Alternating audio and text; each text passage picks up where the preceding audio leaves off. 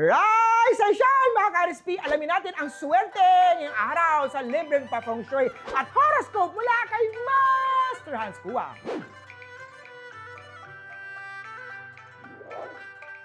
Simulan natin sa mga pinanganak ng Year of the Rat Love Life. Ang nakafocus, may biglaang flirty message o DM na mapagpakikilig sa'yo. Pero wag basta mag-share ng personal information. Baka scam vibes yan! Yakapin ang kilig pero i-verify muna kung tunay ito, beige at 8. Kaya oksaman tayo, career, ang shining star ngayong araw, dedication mo sa trabaho ay mapapansin sa routine work, calls, o work from home ng mga trabaho. Ignore mga chismis at minor na slowdown.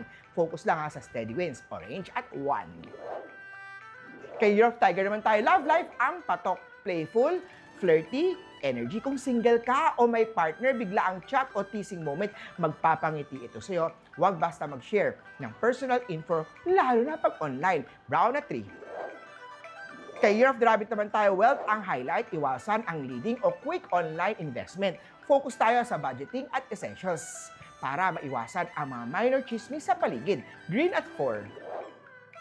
Kay Dragon naman tayo, love life, ang shining, iba ang karisma ngayong araw. Intense ka makipag-usap, kaya mapapaibig talaga ang ka-situationship mo. Yee! Pink at 9.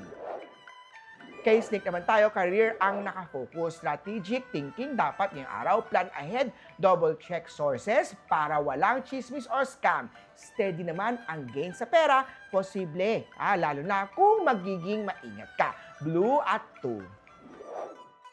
Kay Horse tayo, career ang highlight, fast pace pero ride the waves verify info muna, wag magpadalos-dalos dahil may mga sudden na turn negative ngayong araw. Purple at 7.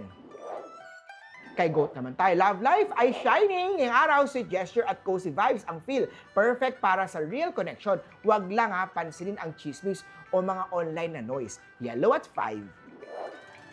Kay Monkey naman tayo, career ang focus, clever solution payoff, share ideas wisely, double check sources, be alert sa mga easy money na scheme. Silver at 1. Kay Rooster naman tayo, career ang highlight, disiplina ang dapat pairalin ngayong araw na to. Tai Sui ay may small tension sa'yo, ignore gossip at stay professional. Yellow at 6.